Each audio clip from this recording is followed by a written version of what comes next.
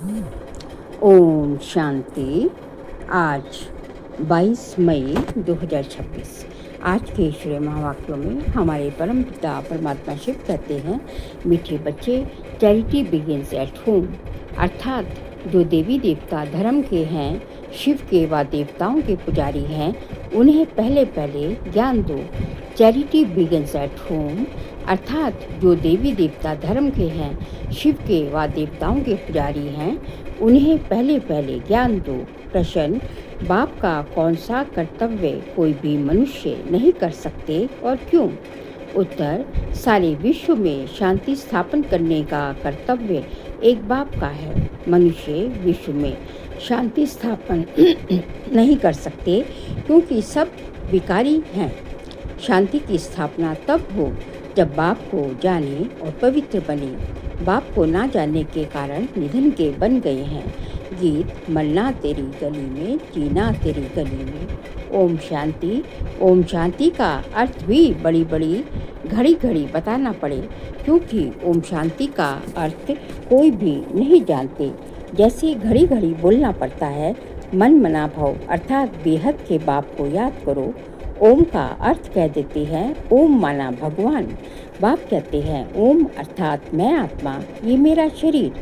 परमपिता परमात्मा भी कहते हैं, ओम मैं भी आत्मा हूँ, परम धाम में रहने वाला हूँ। तुम आत्माएं जन्म मरण के फेरे में आती हो, मैं नहीं आता हूँ। मैं साकार में आता हूँ जरूर, परंतु तुम बच्चों को सृष्टि के आदि मध्य अंत का सार समझाने, कोई और ये समझा न सके। अगर निश्चय नहीं तो सारी दुनिया में भटकना चाहिए, ढूंढना चाहिए, और कोई है जो अपना और सृष्टि के आदि मध्य अंत का नॉलेज देते हैं। परमपिता परमात्मा के बिगड़ सृष्टि चक्र के आदि मध्य अंत का राज कोई बता न सके, कोई राजयोग सिखा न सके, पतितों को पावन बना ना सके। पहले पहले जो भी देवी देवताओं के पुजारी हैं, उन्हों पर पुरुषार्थ करो समझाने का।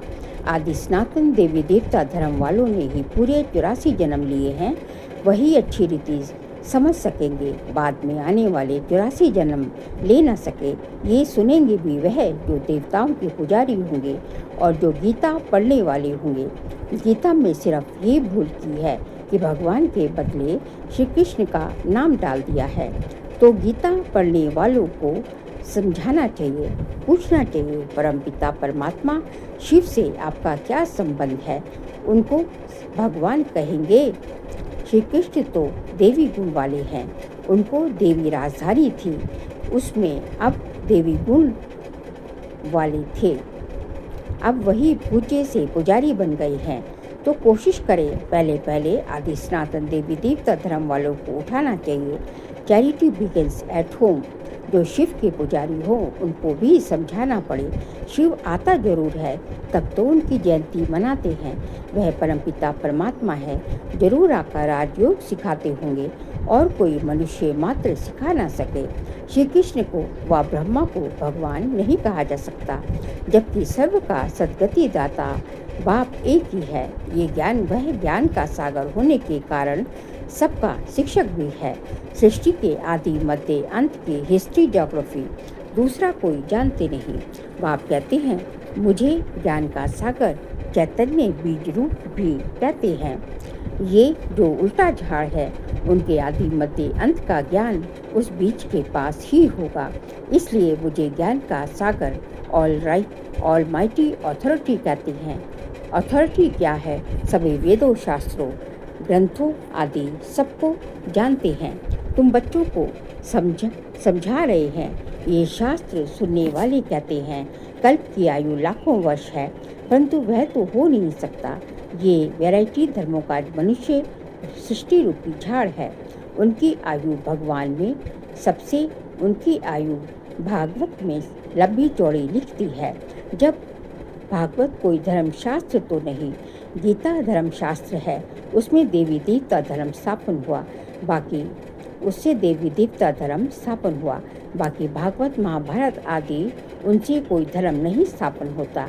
वो तो श्री कृष्ण की हिस्ट्री लिखी हुई है। बाप समझाते हैं, बच्चे तुम देवी देवता धर्म वालों को समझाओ कि तुमने 84 जन्म लिए हैं। सतयुग में सिर्फ भारत ही था और कोई धर्म नहीं था। भारत ही स्वर्ग था, भारत ही ऊंचते ऊंच गाया जाता है। और फिर परमपिता परमात्मा शिव का बर्थ प्लेस है, तो जो आकर पतितों को पावन बनाते हैं। शिव की पूजा भी यहाँ होती है, जयंती भी यहाँ मनाई जाती है। जरूर पतित दुनिया में ही आया होगा, पुकारते भी सब है। पतित पावन आओ, भारत पावन था, फिर 84 जन्मों का चक्र लगाया है। जो पावन स्वर्गवासी थे वही फिर नरकवासी पतित बने। पावन बनाया शिव बाबा ने, पतित बनाया रावण ने। इस सब में है ये रावण का राज्य। हर नर नारी में 5 विकार हैं। सतयुग में विकार थे ही नहीं, निर्विकारी थे। अब पतित हैं, तब तो बुलाते हैं, जा आओ, आकर हमको फिर से पावन बनाओ। सतयुग में हम 100 पावन थे, 21 जन्म राम राज्य में थे। अब तो हैं रावण राज्य, सब विकारी हैं। बाप कहते हैं काम महाशत्रु है, ये आदि मध्य अंत दुख देता है। अब इस पर जीत पाए पावन बनो। तुमने जन्म जन्मांतर पाप किए हैं, सबसे तमो प्रधान बने हो। आत्मा में खाद पड़ती गई, पहले तो गोल्डन एजिड थे, फिर सिल्वर एजिड, फिर कॉपर, फिर आयरन। खाद पहले सीढ़ी उतरते आए। भारत की ही बात है, सतयुग में है 8 जन्म, फिर त्रेता में 12 जन्म, फिर वही भारतवासी चंद्रवंशी वैश्य शूद्रवंशी बनते हैं। आत्मा इम्प्योर बनती है। बाप कहते हैं मैं आकर कल्प भारत को स्वर्ग बनाता हूँ, फिर रावण नर्क बनाता है। ये ड्रामा बना हुआ है। अब बाप समझाते हैं ज्ञान सागर ही शिव, ज्ञान सागर तो शिव बाबा है। ऊंचते ऊंच शिव है, सबका पूज्य। पहले उनकी पूजा होती है, वह है बेहद का बाप। जरूर उनमें बेहद का वर्षा, जरूर उनसे बेहद का वर्षा मिलता है। भारतवासी भूल गए हैं भगवान एक निराकार को ही कहा जाता है। उनको मनुष्य याद भी करते हैं, ऐसे नहीं कि सब भगवान ही भगवान है।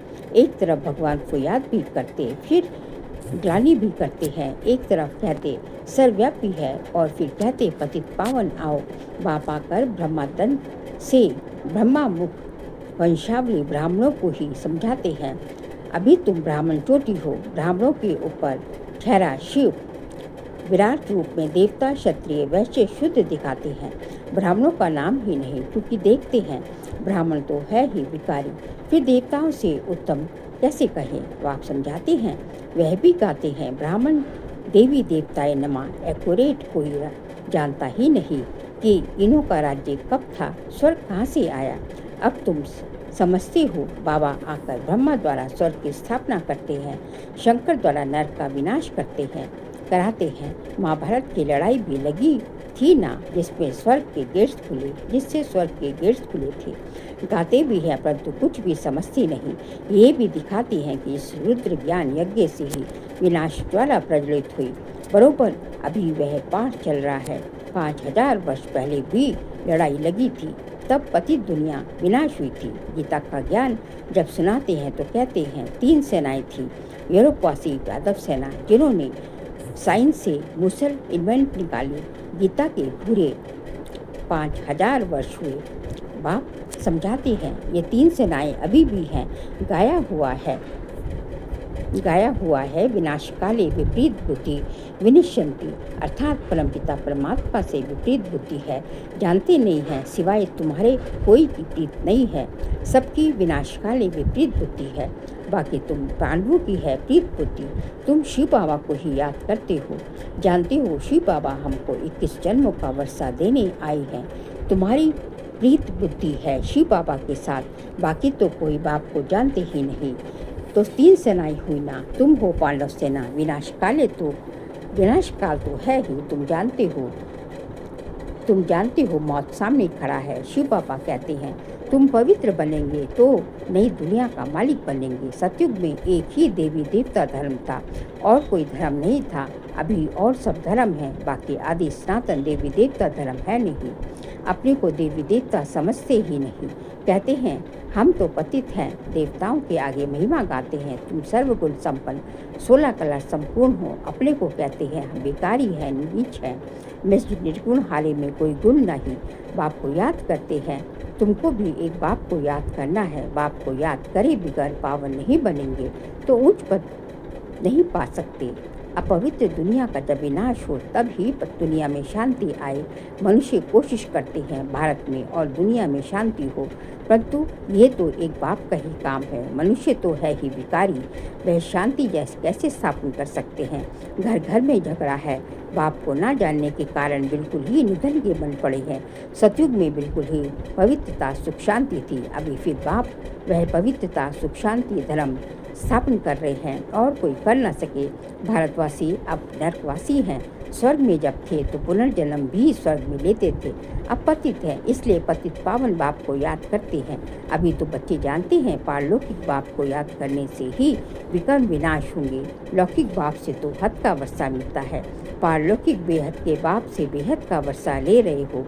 ये समझने की बातें हैं, ये कोई सत्संग नहीं है, ये है भक्ति, वह है भक्ति मार्ग, ये है ज्ञान मार्ग। तुमको खुशी होती है बाबा हमको स्वर्गवासी बनाते हैं। जो कल पहले स्वर्गवासी बने हैं वही अब बनेंगे। ब्राह्मण बने बिगड़ देवता कभी बन नहीं सकते। ये समझने की बातें हैं। अभी तो भारत में कोई कला नहीं रही है, किसको भी पता नहीं पड़ता। कुंभकर्ण की नींद में सोई पड़े हैं, तुमको बाप ने अभी जगाया है। तुम यहाँ आए हो स्वर्गवासी बनने, सिवाय बाप के और कोई बना ना सके। स्वर्ग कहा जाता है सतयुग को, नर्क कहा जाता है कलयुग को।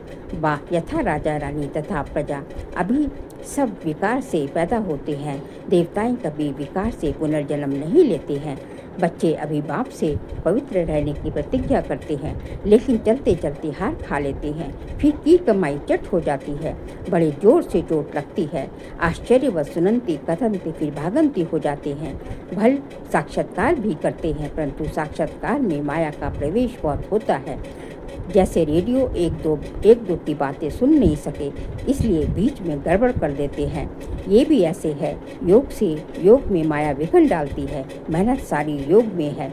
भारत का प्राचीन योग गाया हुआ है।